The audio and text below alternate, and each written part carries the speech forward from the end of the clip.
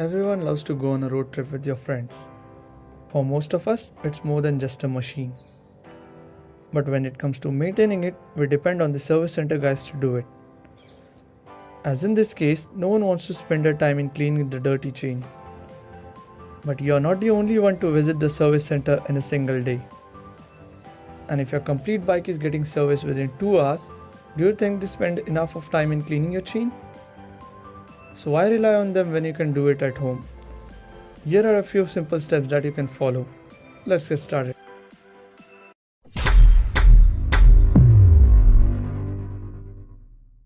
A dirty and a rusty chain affects your bike performance as well as your fuel economy up to some extent. So it's necessary to clean and lube your chain between 500 to 700 kilometers, and in rainy season when you will find it dirty.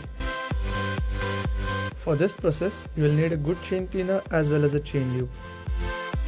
I used to use Motul chain cleaner previously, but now I replaced it with kerosene. Kerosene is a lot more cheaper than Motul chain cleaner.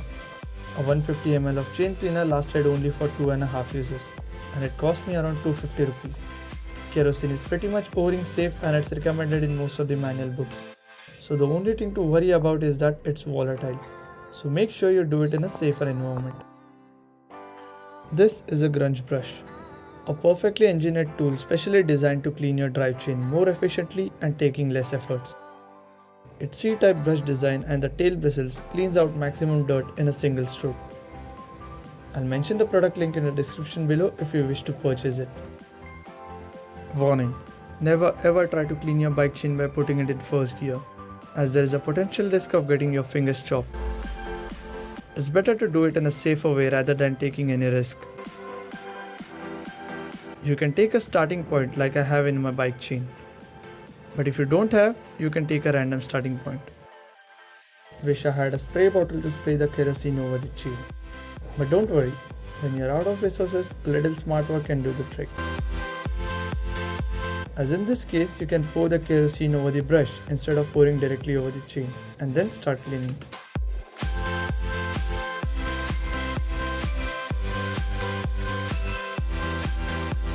Rotate the rear wheel with one hand and clean the chain with other hand.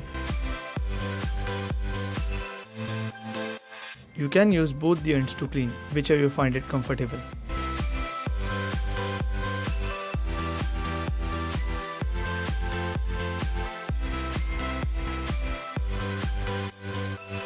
Now take a toothbrush and clean those areas where your Grunge brush can't reach, like the chain sprockets, which also get dirty equally.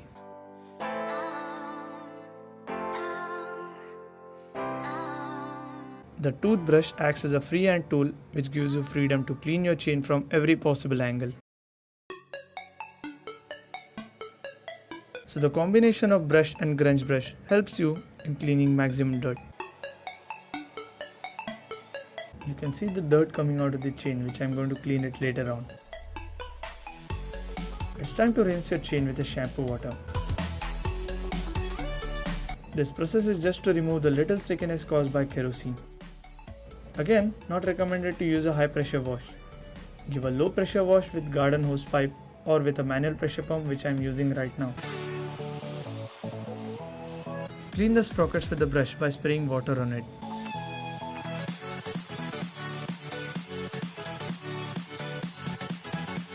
If you still see dirt, apply a little bit of kerosene once again and then rinse it once again with water.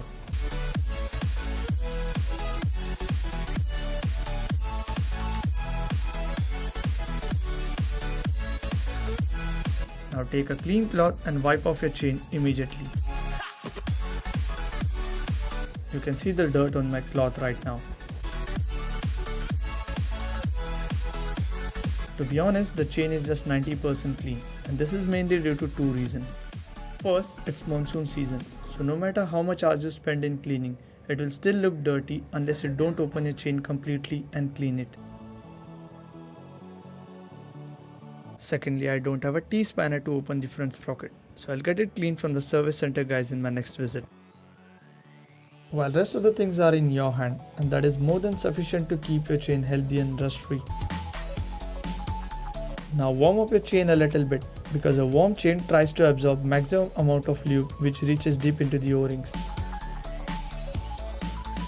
For lubing, I'll suggest none other than Motul Chain Lube, which is the best product in market right now. However, it's little bit expensive, but it's better to go with a perfect product rather than trying any cheap alternatives, at least for lubing. Your O-rings are the one which needs to be lubed properly, which are situated between the connecting plates on both the sides.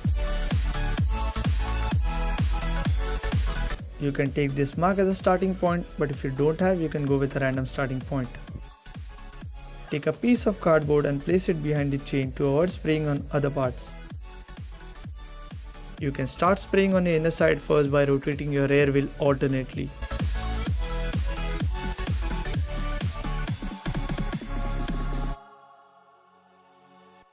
Now for the second round, spray on the outer end.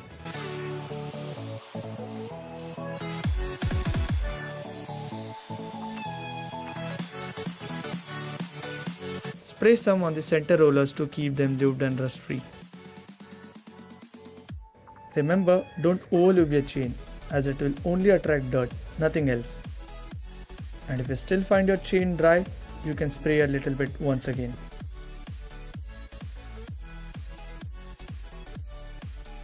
So here is a quick before and after for you.